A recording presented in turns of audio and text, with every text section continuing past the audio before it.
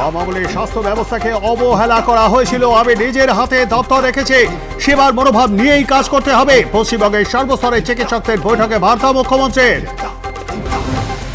Intern পিজিটিদের ভাতা বাড়ল 10,000, senior রেসিডেন্টদের বেতন বাড়ল 15,000 টাকা। বৈঠক থেকে ঘোষণা মুখ্যমন্ত্রীর, দয়া করে বিদেশে চলে যাবেন না, আর্জি মমতা বন্দ্যোপাধ্যায়ের।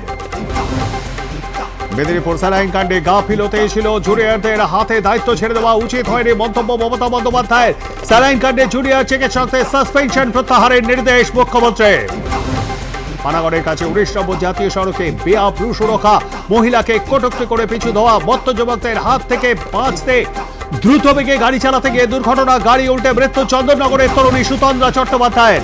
গয়া যাওয়ার জন্য রাতেই চন্দননগর থেকে বেরিয়েছিলেন সুতন্দ্রা সহ 5 জন। বুদবুদে পেট্রোল পাম্প থেকে ধাওয়া, পানাগড়ে গাড়ি আটকানোর চেষ্টা, ধাক্কাও মারা হয় গাড়িটিতে। পানাগড় কাণ্ডে এখনো অধরা অভিযুক্তরা, 2টি গাড়ি আটক করেছে কাঁকড়া থানা পুলিশ। তদন্তে আসানসোল দুর্গাপুর কমিশনারেটের পুলিশ। গুজরাটে বেড়াতে গিয়ে মৃত্যু 5 বাঙালি পর্যটকের, আশঙ্কাজনক অবস্থায় আরো একজন চিকিৎসাধীন গুজরাটের হাসপাতালে। আহমেদাবাদ গুজরাট জাতীয় সড়কে দুর্ঘটনা, ডাম্পারের ধাক্কা গাড়িতে, ঘটনাস্থলেই 5 জনের মৃত্যু।